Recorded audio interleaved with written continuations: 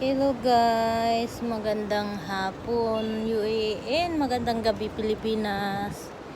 Kinuha ko yung pagkain na pinaluto ni Madam sa tito niya para sa kanyang birthday celebration mamayang gabi.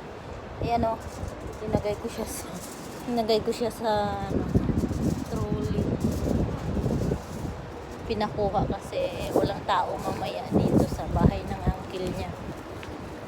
Sisimba sila. Mahirap lang baba-akit sa itong natatapon yung salad. Ito. Hanap ako ng lugar na pwedeng sa gilid, mamaybay na ako sa gilid ng kalsada para hindi ako baba-akit. Baka matapon pa itong mga pagkain na hatak ko guys sa trolley. Baba ko na to guys at tatawid akong kalsada, ang daming sasakyan. Bye muna.